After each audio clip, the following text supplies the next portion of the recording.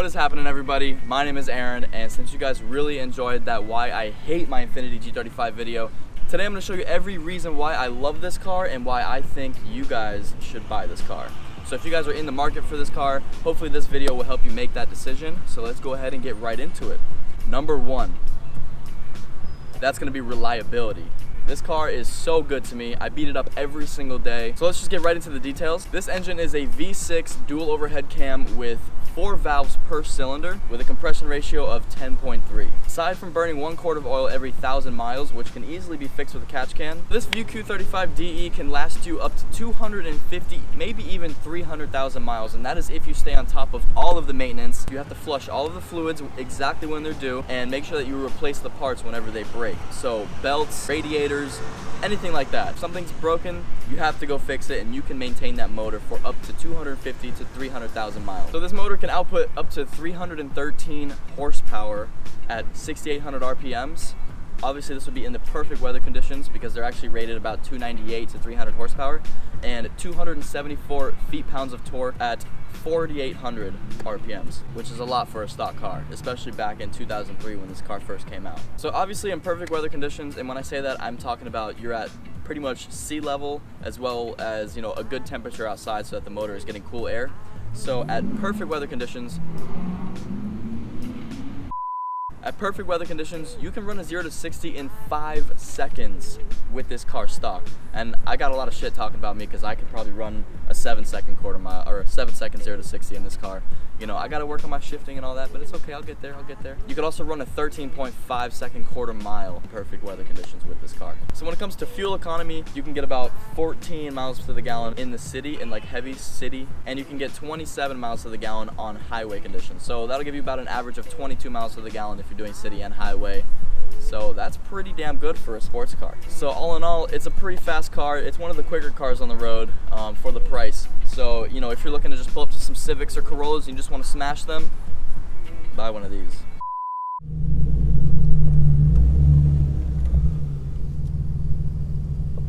What is she doing?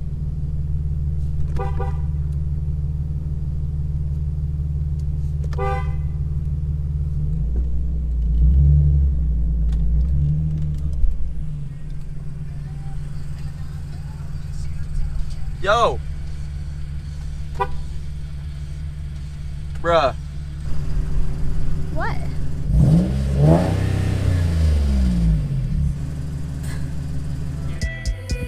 That little bitch, you can fuck with me if you wanted to. These expensive, these is red bottles, these is bloody shoes. Hit the store, I can get them both. I don't want to choose, and I'm quick, cut a nigga off, so don't get comfortable. Look.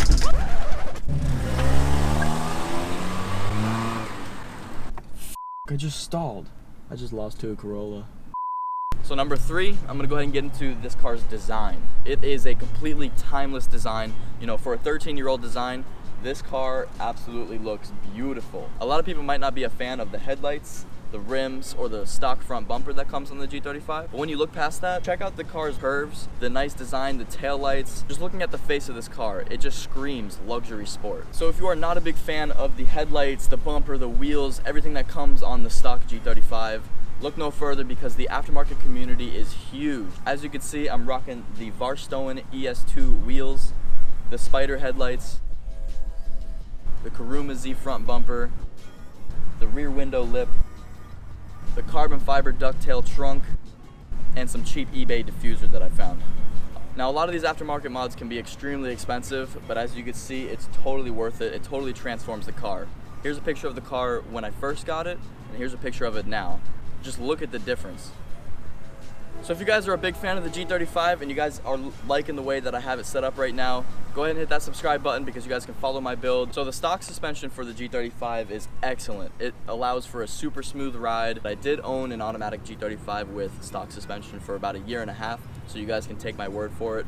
Very nice and smooth. But you know, when you guys are trying to take corners really fast or bring it to a track, it'll also get the job done and being really stiff.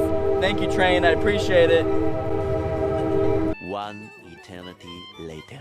Right now I currently have coilovers in the car. I'm rocking True Heart coilovers right now.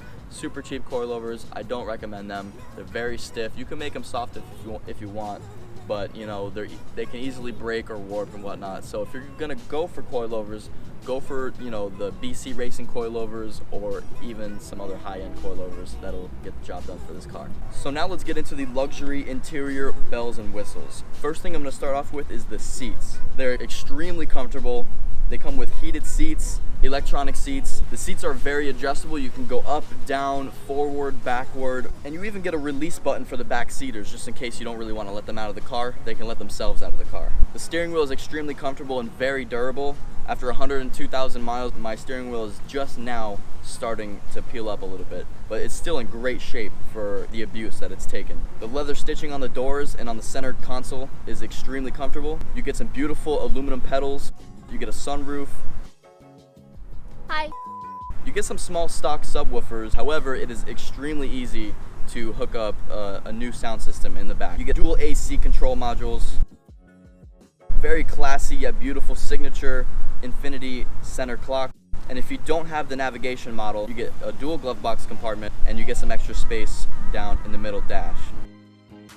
You get 4 cup holders in the front and 2 in the back. Now, I'm not really sure what kind of cups you can fit in the 2 in the back because it's some little rinky-dink cup holders, but hey, if you got some water bottles, they'll fit there. Just make sure that your passengers are holding on to them because when you get on the gas, they're gonna go flying. Alright guys, so number 7, we're gonna get into the sound system. Now, a lot of people are bashing the Bose sound system because of how bad they say that it sounds, but honestly, you know, having owned this car for the last 2.5 years, I've never been in another car that sounded better than my own car here. That might be a little bit of a biased opinion, but I gotta be honest with you guys. I love music. I love listening to it every single day. That's why I had to get the aux cord installed in this car. So if you guys have a G35, you wanna get an aux cord installed, go ahead and check out that video. But anyway, I believe that this Bose stock sound system is beautiful sounding, especially with my 2 subwoofers that I just installed. If you guys are interested in installing some subwoofers, let me know if I should make an installation video on that, because I never really saw any other videos where people explained how to hook up subwoofers in a G35, because typically they're hooked up from the radio and then wires are run through the car to the back. But what's cool about the G35s is everything is in the trunk, so you're gonna do all your wiring in the trunk except for your power cable, which is actually run through the car. But it's super simple, very easy. It just took me a lot of research to find out what wires go where. So if you guys are interested in learning how to, you know, install subwoofers in your car, let me know down in the comments. Yeah. So number 8 would definitely have to be the exhaust note. The exhaust note on these cars stock, along with the 350Z, they sound the exact same because of the same motor, same exhaust setup. They sound beautiful. Now, I do have an HKS replica exhaust setup with the Motordyne R pipes, so I'm not going to be able to show you guys the exhaust sound. Let me see if I can find a clip of a stock G35 and I'll put it up right here.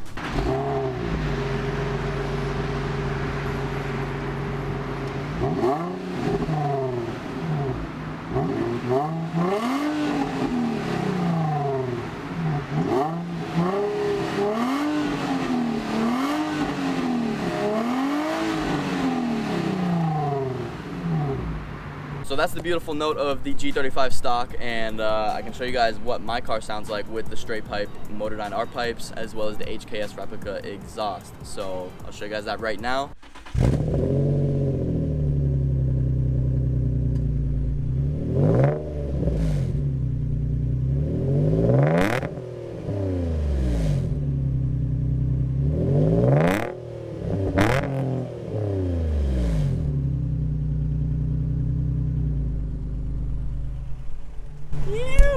Oh, I thought you were coming here. No. Yeah! So for all of you hardcore car enthusiasts out there, I'm gonna get into the transmission specs right now. You guys already know what's going on with this transmission here. Since I have a 2007 Infiniti G35, it is equipped with the CD009 transmission, which is used in many swap applications. The most common swaps would be the 2JZ swap or LS1 swap. This transmission can hold up to 1,000 horsepower with the right clutch installed, which is pretty much insane knowing that this car only comes with 300 horsepower. The transmission itself is very reliable, super strong, it shifts extremely smoothly. It's easy to work on when you're trying to replace the clutch or slave cylinder, stuff like that. And it's also very easy to drop from the car. Even though this transmission is used very well for racing applications, It's very easy to maneuver. The clutch isn't that hard at all if you have like a regular stock clutch. You know, obviously if you go up to stage 2, you're gonna have to kick it a little harder, but for the stock application, very smooth, very easy to change gears, just very nice to use for daily use. All right, so number 10, this is gonna be pretty much the go-to car if you're looking to like get into drifting. Stop. Okay, let me just go ahead and rephrase this here. This is not the go-to car if you're trying to get into drifting, but if you're trying to get the little extra style points, if you're trying to have some more room in your car, if you like drifting a wider car with a longer chassis, then this is the car for you. Compared to the 350Z, it might be a little bit harder to handle, although they do share the same suspension, so it would still come together very nicely. If you are a beginner and you're just trying to get into drifting, then maybe a cheaper application like a 240SX or a Mazda Miata would be a better fit for you. But if you have the extra cash, you want the extra style points, get the G35, sedan or coupe. Now a lot of people will say, okay, 350Z, that's the car, that's the go-to car. A lot of people use that in professional racing and professional drifting and pro cars type of stuff, but for the G35, it's got that wider body, longer chassis, the back seats that you can use, and the way that the suspension is set up, it's super easy to get it sideways, keep it sideways, and have a lot of fun doing so. So I hope you guys enjoyed this video. I want to thank you guys so much for clicking on it and watching this far. If you guys really enjoyed it, go ahead and leave a like, and I will catch you guys in the next video. Let me know down in the comments if there's anything you guys want to see me do to my G35. If you liked it, like it. If you didn't like it, dislike it. See you guys in the next one.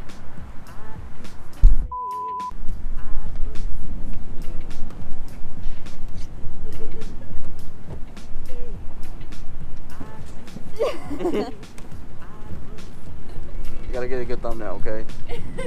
I gotta check out my options here.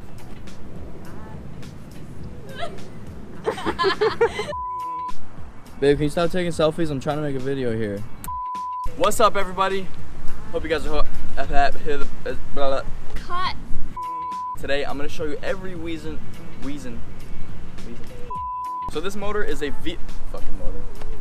It's not a motor, not a fucking motor. It's an engine. Right? Shut the fuck up. I'm trying to record a goddamn motherfucking video. A great sounding Bose sound. A great sounding Bose. Fuck. So number 8. Wait, is that second to last one? But I mean, if you're also trying to pop the clutch and go, skirt!